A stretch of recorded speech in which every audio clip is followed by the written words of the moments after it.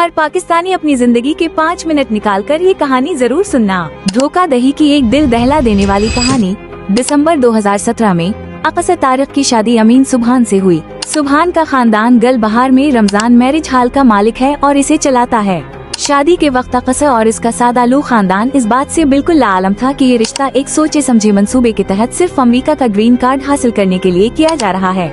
जो रिश्ता मोहब्बत और उम्मीद से शुरू हुआ वो बहुत जल्द धोखा, इस्तेहसाल और जज्बाती सदमे में बदल गया। शुरू से ही सुबहान और इसके खानदान के इरादे खुफिया और खुदगर्ज थे।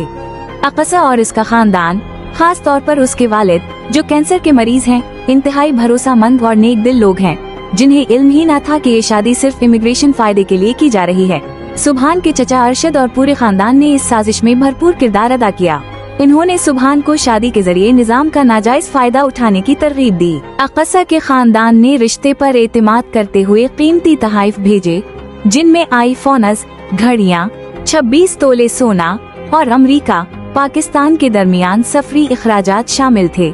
मगर दरपर्दा सुबहान और इसके रिश्तेदार अक़सा और इसके अमरीकी स्टेटस को सिर्फ अपने जाती मफाद के लिए इस्तेमाल करने की मंसूबा बंदी कर रहे थे। कोविड के बाइस इमिग्रेशन का अमल मुतवक्के मुद्दत से ज्यादा तवील हो गया।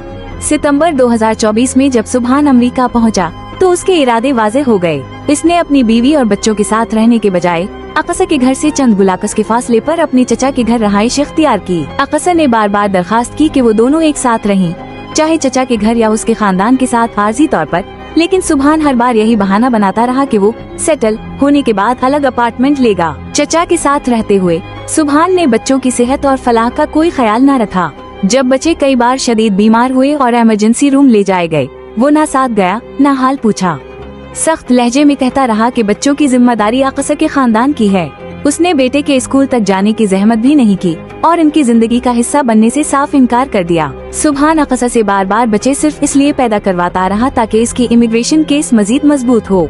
इन्हीं बरसों में अक़सा 2 खूबसूरत बच्चों की मां बनी। दोनों बच्चों को ऑटिज्म है और वो बोल नहीं सकते।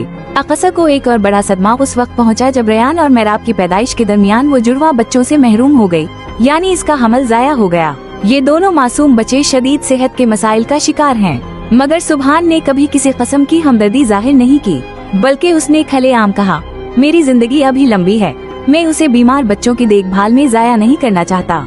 ये अल्फाज अक़सा के दिल पर बिजली बनकर गिरे। दिसंबर 2024 में जैसे ही उसे ग्रीन कार्ड मिला, जो अक़सा की स्पॉन्सरशिप से मुमकिन हुआ, सुबहान ने फौरन पाकिस्तान की टिकट बुक की, अक़सा से हर राब्ता मुनक़ते किया और उसे तलाक के कागजात भेज दिए। अक़सा और उसके खानदान ने रिश्ता बचाने की हर मुमकिन कोशिश की, लेकिन सुबहान ने साबित कर दिया कि वो कभी खानदान का ख्वाहा न था।